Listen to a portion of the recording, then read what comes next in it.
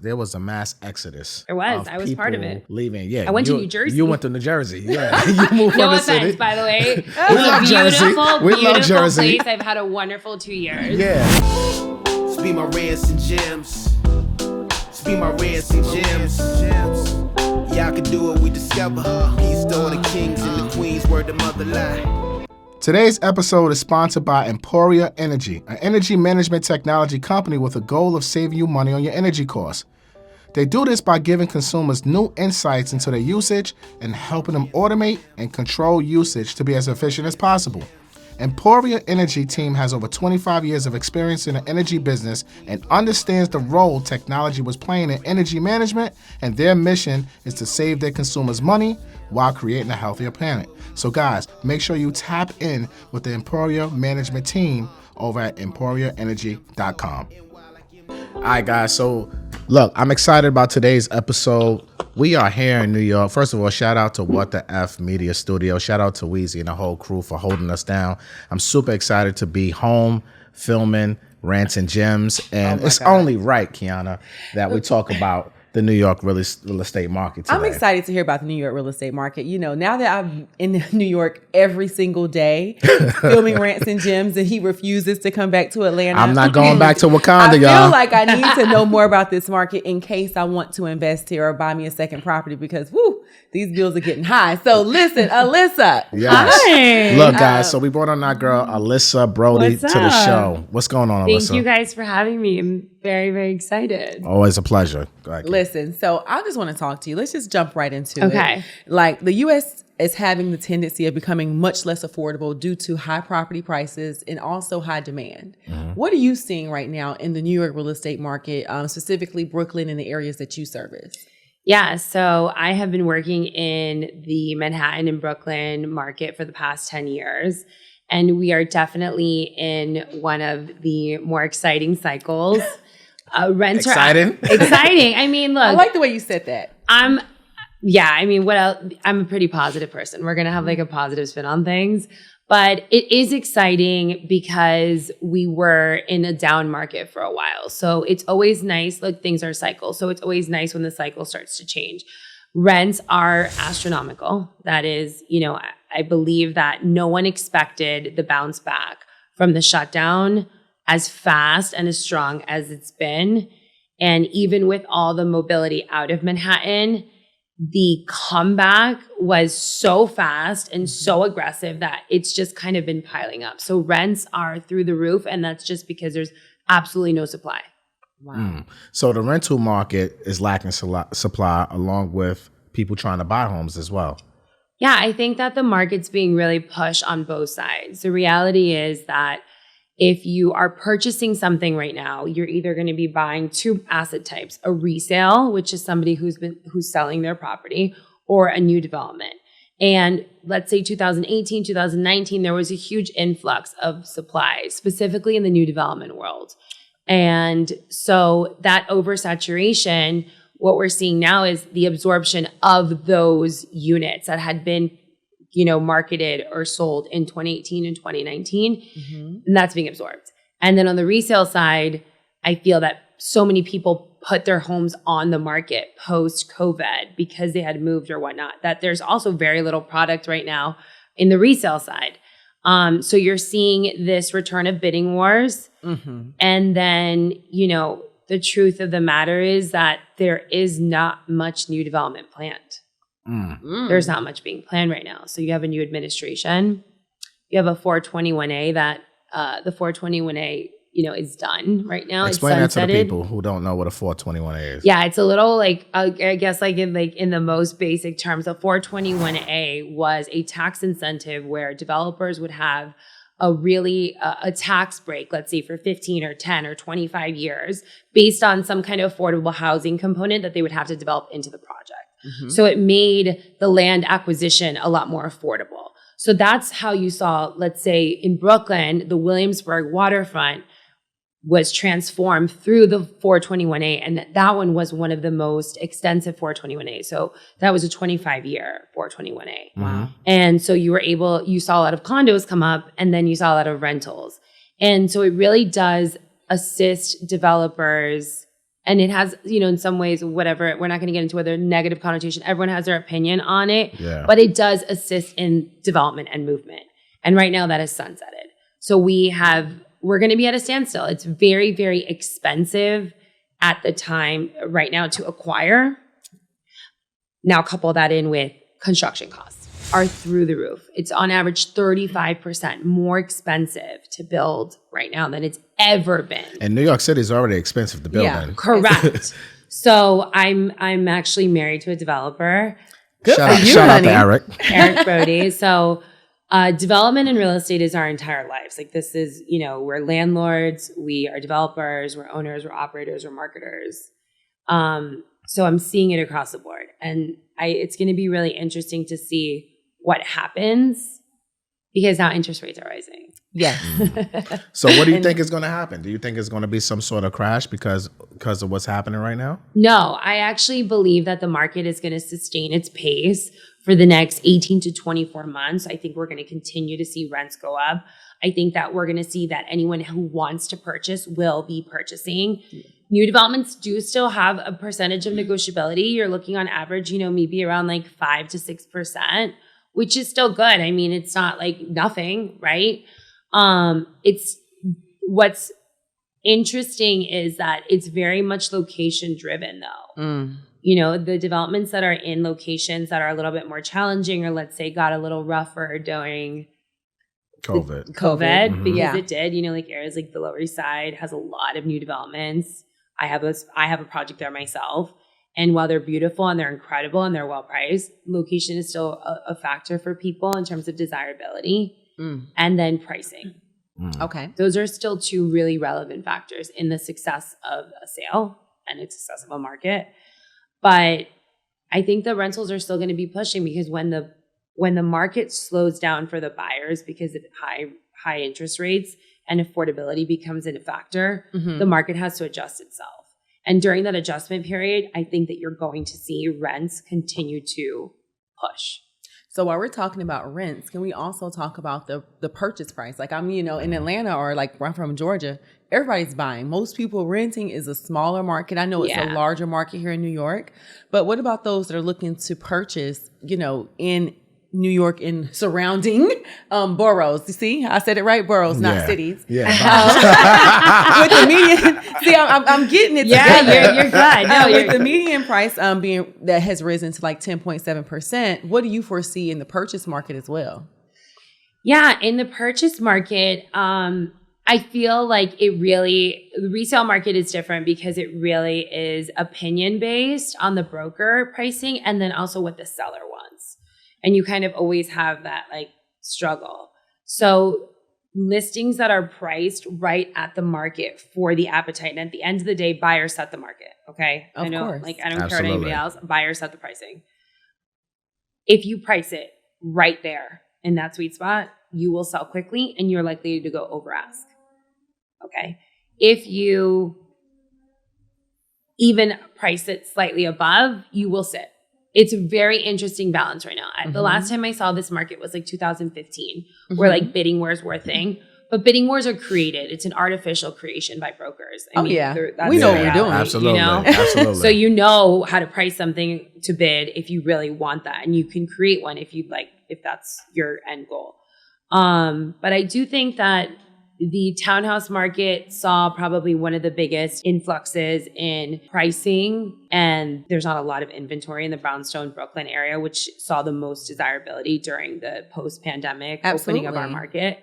I think that's more on the level of maybe like in Georgia or more suburban areas. Right. Okay. So Brooklyn is considered suburban here? No, but Brownstone's compared to like single family. Yeah, like are more comparable to single family in terms of an asset class. Okay. Yeah. And then I'm like, wait a minute. Yeah. And then the condos and the co-ops, there's different areas. I think that the Upper East Side saw a lot of movement. There's still some new developments, in Harlem. My husband has one. I'm going to plug it, the Huxley. Plug it. Great opportunity. You can still purchase in a brand new condo development for reasonable prices, unreasonable by Manhattan standards. What's- Don't come what's- at me, what's- okay? I know that 750 is not reasonable for a one bedroom, but it is here for a new development. That was going to be my product. question. New York. Like, what's Okay, the price for New point? York. Right. Yeah, $750 not bad for a one bed. No, and I'm selling on Roosevelt Island, which is considered Manhattan, and our average price per foot is around $850 to $900, which is extremely reasonable. So you're looking at a 3-bedroom for 1.5. So if you're willing to look outside of your most desirable locations, I think that there's still great opportunity. I love that. Location adjacent. Location. Right. So like Roosevelt Island, right? Because I've been to that project. Actually, me and Tukes came there when you first got that development, Yeah, right? that is a little gem. Everyone's sleeping on that project. Let's talk about that real quick because you broke records over there, right? Yeah, I've broken every record on that. I mean, it's crazy. We were talking about this, like, luxury broker, and it's sexy. It's the most unsexy product. It's my number one selling product. We have actually sold at this point 15 units, all at asking. The sponsor will not negotiate anything. No concessions, and we've been able to bump up our pricing from Schedule A at least 25 to 30%, maybe more. That's amazing. Yeah, and there's still value. It's on the waterfront. There's a lot of ways that you can get there. So transportation's easy. We're finding that a lot of people coming from the Midwest actually relocating. A lot of working professionals love the island, and we're selling a lot to them. It's across from all the big doctors. So it's right across 56th Street. So we're seeing a lot of doctors in the medical community react well, and it's where Weill Cornell is. So it's a really interesting project, and I'm really Beautiful grateful. apartments. Beautiful Apartments, interiors. yeah. I mean, you're getting the same stone in your bathroom as you're getting right across the way where they're selling for $2,400 a foot. Oh, wow. So let me this ask is you. beautiful. I'm sorry. Let me ask you. With COVID, right? Because there was a mass exodus. There was. I was part of it. Leaving. Yeah. I went to New Jersey. You went to New Jersey. Yeah. You moved No from the offense, city. by the way. We love Jersey.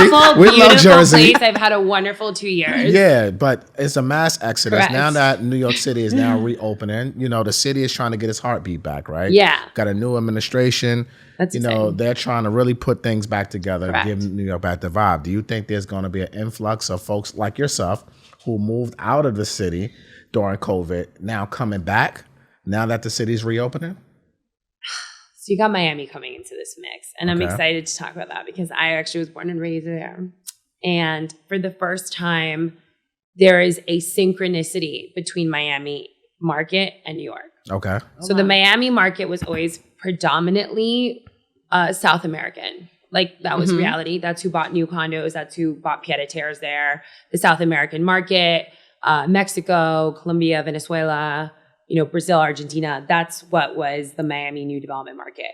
And so COVID and New Yorkers, let's be real, you guys all used to shit. Can I say shit on this? Yeah, of course.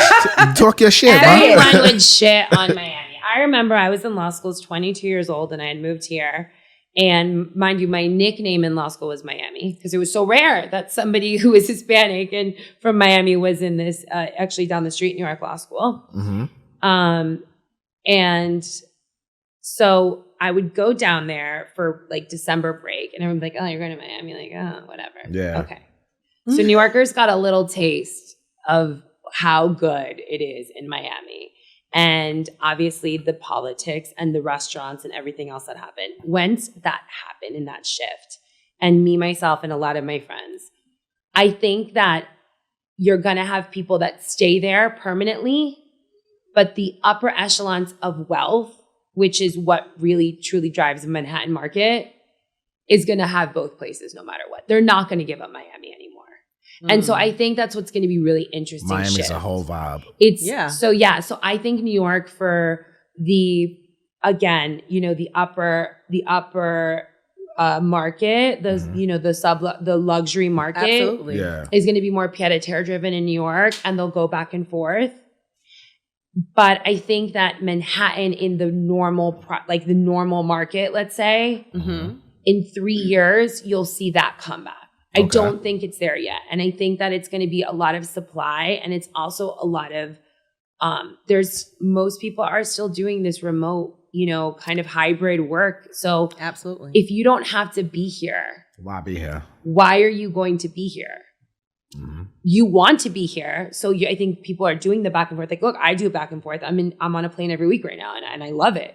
And that's because Manhattan is not 100%. I have enough business here, but I'm also seeing opportunity there. And I think that everyone's kind of seen that in all sectors of industry and life. And so that's an unprecedented variable that we haven't had to our cycle, a market like Miami. Yeah, Miami is different. Yeah, Miami is very different. And even speaking of Miami, like we're looking at Miami, they've had the Miami apartment rents have increased 58%. Stupid. It's stupid. Right. And then what what I'm paying now all of a sudden for a rental there, like I can't believe it. And it's crazy, right? In comparison to like what else, everywhere else in the world is 19%. So now that you're doing more business in Miami, and I'm hearing that some companies in New York are paying rent for their employees here a full year here in New York. To come back. Yeah. So, what do you feel like is going to happen in the Florida market when it has an estimate of 27,487 people experiencing homelessness there? So we are kind of seeing now we're kind of getting into like the LA kind of market a little bit. The like have and have nots. And it's going crazy now that you're kind of selling in there. Tell us a little bit about the Miami market and what you're doing. Well, look, I'm happy you brought that up because I grew up in Miami in a very different way than my children are going to be growing up in Miami. And that's because I am a first generation. My family's immigrants from Cuba. So, we all know that story. Yeah. It's great. But, so I'm seeing it firsthand, right? Because my family is still there. A lot of my family and my friends, the people that I grew up there. And I feel like what Miami is going through is what, let's say, New York, certain areas of New York went through, like Williamsburg. So I'm going to say the dirty word that no one wants to say, which is gentrification. Okay. It has to adjust. And I feel like that is what is going to be happening in Miami. The only thing that I'm not seeing that's different is that in New York, the administrations, because of the politics, are very cognizant of working with developers to ensure that there is inclusionary housing.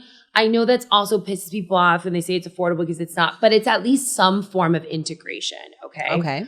What happens in areas you've seen it like even Detroit, okay? This happened in Detroit. Yeah. Is what happens is that it gets completely pushed out a certain class of people. And then it creates like sub neighborhoods.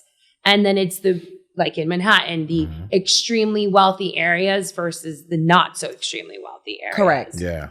And Miami being such a young city, because it is a really, really young city. And I think it's like one of the youngest cities in the United States.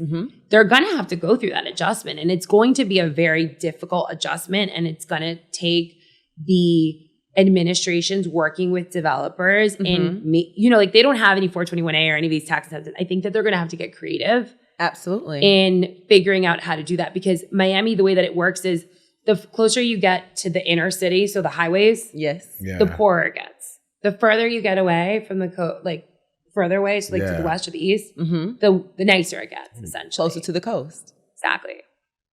But then you have areas like Wynwood, which are fascinating. Yeah, Wynwood's doing it right. Yeah. See, Wynwood is an area that, and I think the reason why is because Wynwood first started with rentals. When you start with rentals, you can create a community, I think, a lot more organically. Okay. The reason I say that is because typically when you underwrite for a rental, you're going to purchase the rentals probably that were there first. The reason they did rentals is because they knew there wasn't a condo market there. So rental buildings create neighborhoods, in my opinion. That's why I love when my husband does them, because rentals bring retail and retail bring people. And then once a neighborhood is formed, then you see condos come in. Yes. Whereas like in Miami, like the beach areas that were always condos and like always luxury, you don't need that cycle. But when you have like a young kid come in and they're able to rent at first at like, affordable-ish rents, like a young professional, and then they're able to save and they're able to see that neighborhood transform, they are the first to then buy in that neighborhood and they create a neighborhood. So that's why I feel that like multifamily developers going into these neighborhoods, and there's a lot now that were, potentially, maybe more impoverished neighborhoods, maybe more immigrant-based neighborhoods, if they start finding this sweet spot like New York did with this like, inclusionary 30-70 mix of buildings, it would be really fascinating to see what happens. So what do you think about, because every time I go to Miami, it's just cranes everywhere. Everywhere. It's cranes, Everywhere. it's development. They are developing. And it's been like that for years. And back in the day when the Great Recession happened, there was an influx of inventory in Miami and in South Florida, right?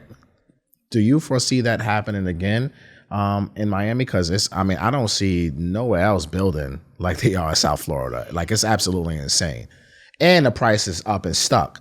Yeah. From price to rentals to everything. So what are your thoughts on the Miami real estate market, in the, let's just say 18, 24 months? Your opinion, I know it's all speculative. Of course. But just your so opinion. I actually, I took a recent position, which I can't talk about yet, in the Florida market. So it puts me there head first. And one of the concerns I did have is like, okay, I'm going to up my life and I'm going to do this. Like, is this market going to take a shit on me? And then I'm going to just have to run back to New York, which is fine because we keep I have my company here and I'm established here. But taking your kids back and forth is daunting. Okay. Our kids have lived everywhere and nowhere in the last 5 years. So, but again, I think COVID changed everything because we're talking about only Miami, New York, but there's other cities like in California with huge migrations to Florida. So I think you have so many other places that are looking there now and moving that I think they can hedge against it a little bit. And they're saying that at this point, it's still not even enough housing for the migration that they're seeing. Okay. Yes. And a lot of these companies have just announced that they're moving. So they haven't even started to move yet. Correct. Yeah. So I don't foresee it's going to happen anytime soon. And to put it in perspective for you guys, an uber luxury development in Manhattan is a $2,500 to $3,500 a foot product. Right now, the St. Regis Brickell, which is being represented by One Sotheby's, they just launched. It's an amazing product. It's one of the first St. Regis without a hotel component. So it's like basically, private St. Regis to yourself.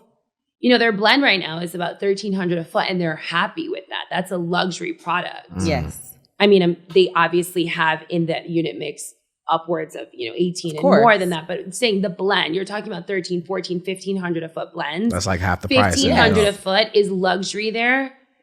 It's, those are, and they're big. Yeah. But on a price point, it's $6 million. In Manhattan, that's like 60 million. That product can be right. So yes. I mean, that's what I think that Miami can hedge itself because even if people wanted to move back to New York full time, it's still affordable enough for certain class of people to have both. And then the product that's being absorbed by normal buyers is, again, affordable. Like a family like mine can go into that market and purchase something quite comfortably, where here we would have to spend upwards of $3, $4, $5 million for the same lifestyle. Yeah. So it's still affordable, and we know that you're affordable. No one affordable compared to New York. Yeah, I live in Miami, and New York is a very big bubble. I know that. Yeah. and the one thing about it is like you represent developments, but at the heart of it, you're a real estate agent, right? Yeah. And while you're out here negotiating these contracts, and I know that you work great in the Manhattan market, and we were talking a little bit offline. Like, what are your tips for people that are looking to buy in this market? And I have to ask the number one question, are you just a luxury buyer agent? That's all you do is work with luxury? Hell no. Okay. I work with everybody. I work with anybody. The truth is, thank God I have a team. My team has expanded and grown a lot in the last year. And I really love working with younger agents, rookie agents sometimes, even because I feel like I'm grateful that I have produced enough opportunities to kind of give it a little bit to everybody. Mm-hmm. So no, I mean, from 300,000 to 30 million, that's literally the range of business that I've done over the last 10 years. So no, we do everything. The tips I would have, and I say this to all of my buyers, first time buyers are my favorite. Mm-hmm. That comes just from, I think, like my legal background. I love to educate and walk them through the process. There's so many nuances in Manhattan to get through. So I always say, like, find a broker that is going to be your advisor and your advocate, because you're going to be with that. You're going to be telling people that you tell them the most intimate details of your life.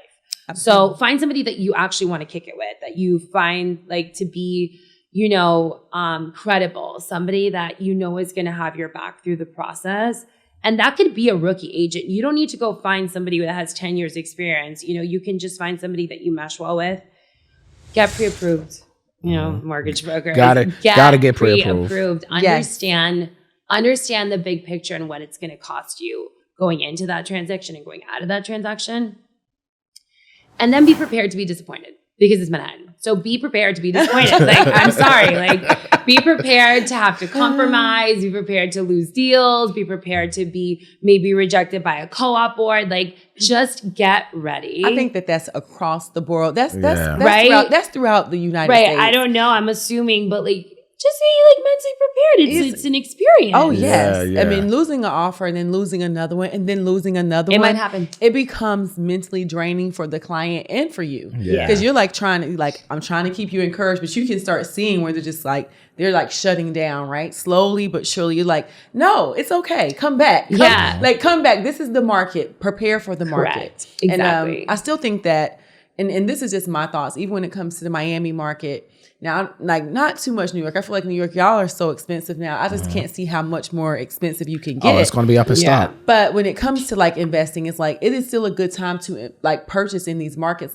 Every property is an investment, even if you're a first time buyer. So even if you're you're about to dominate and take over the Miami market, it may be in comparison to some, but it's if you come in now, you could see these price per square foot get up too close to Manhattan prices when it's time for you to your exit strategy, right?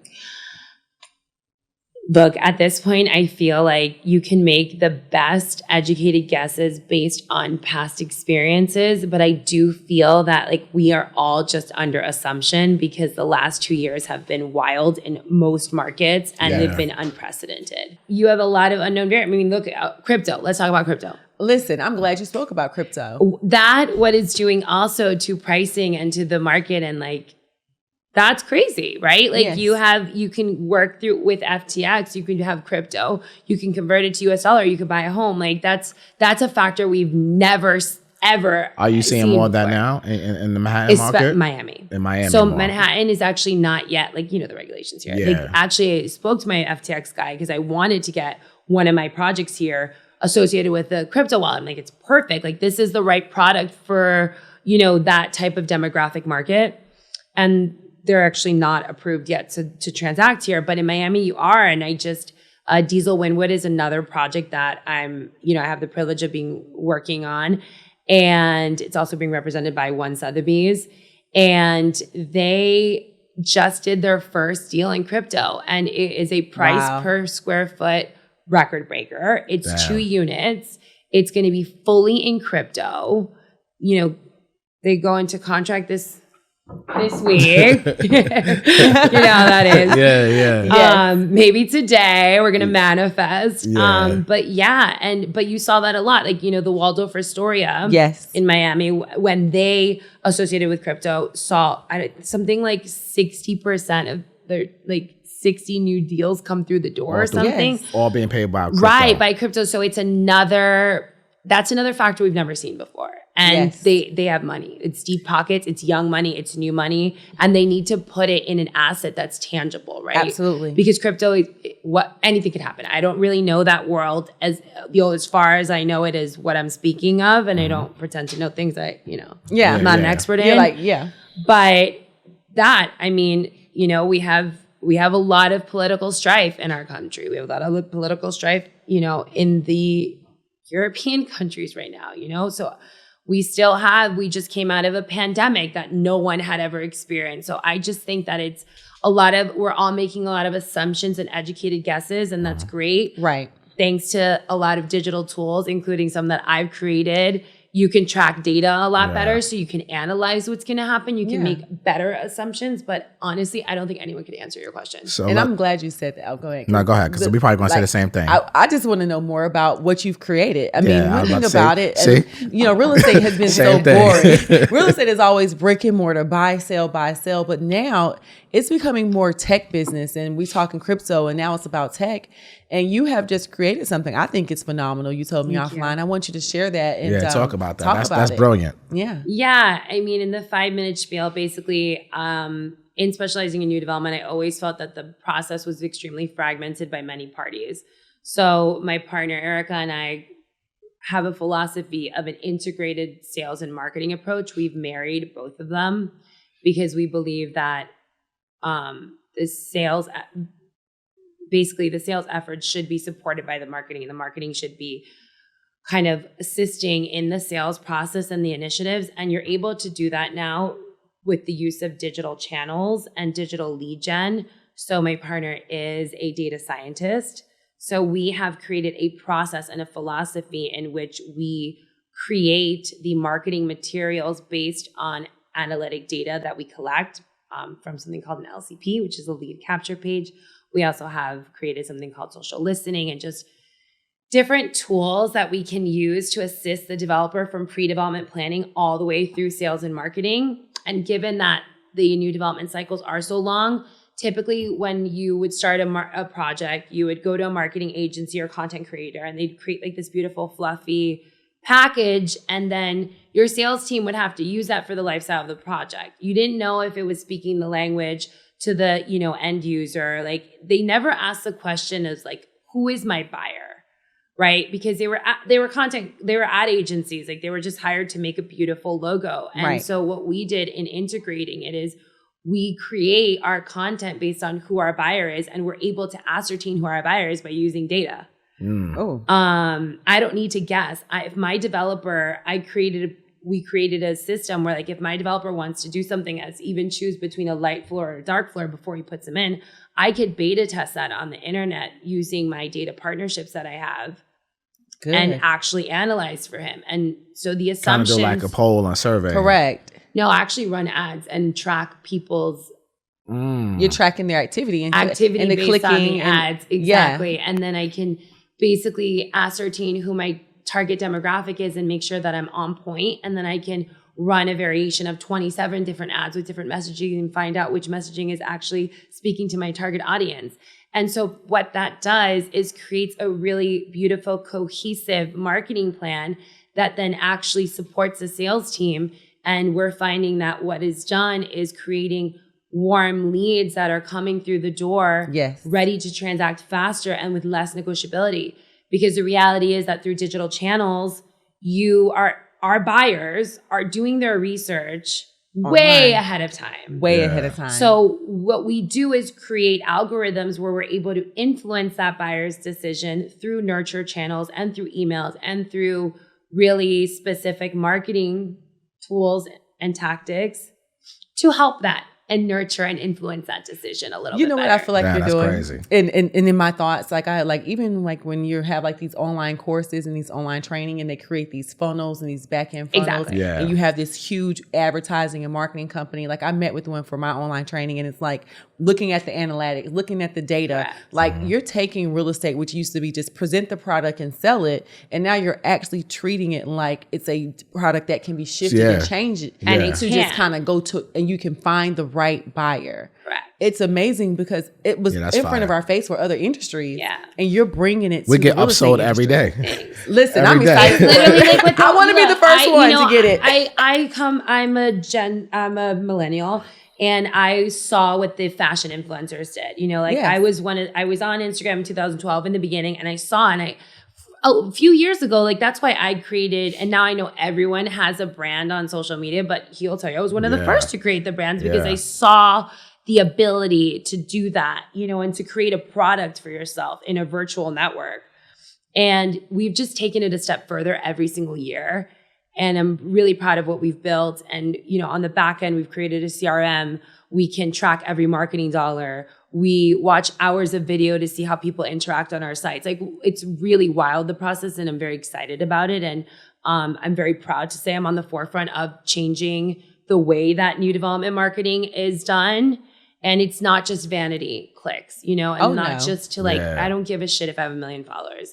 I actually, if it works, because it effectuates a sale. That's what it's all about marketing should do. It's all about monetization. Don't just like it and just don't come look at this product. Yeah. Right. Write a contract and transact. Right. And so it helps my agents. And that's always what I'm always looking to do. Okay, I have to plug Atlanta. We're going to plug y'all in. So for the software and everything like that. But let's leave the audience with one more last gem. The last gem for new agents looking to get into development.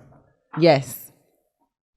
Give them a quick tip, a quick gem, because most people want to get into the New York, the luxury areas, right? Especially working with developers and big scale projects like this, $20, $30, $50 million sellouts, right? Find 5 people in your network, no matter what they're in or what their level is doing. And the 5 people, have them funnel you business from different asset classes and diversify your portfolio so you can find out your niche, because new development is a whole different animal in a world. And don't be scared. Don't be intimidated. Go into different markets and find your special area, or not. Be a jack of all trades. And honestly, that's okay too.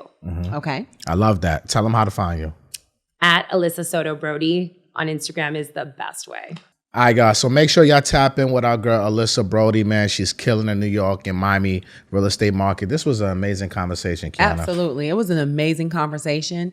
And really, it's so inspiring to talk to an agent that was like, girl, I have sold 300,000 to 30 million. And now, she has her husband, but on top of that, she's representing developers and she has her own software. Absolutely. And that's something that we need to talk about from a position of value when you're working with developer clients. So I think that it was an incredible episode, and agents that are trying to get to that next level, you're going to enjoy this one. Absolutely. So make sure y'all tap in with Alyssa, like, comment, share, subscribe, review, all that good stuff. Let's make Rants and Gems the #1 real estate podcast in the world. This is Matt Garland, NMLS number 58700, but better known as MG the Mortgage Guy. And I'm Quiana Watson, broker extraordinaire. Just a little plug. I will be getting the software first in Atlanta. I'm from the Alyssa Broady, license number 317576. Thank you guys for tuning in to another incredible episode of the Rants and Gems Show.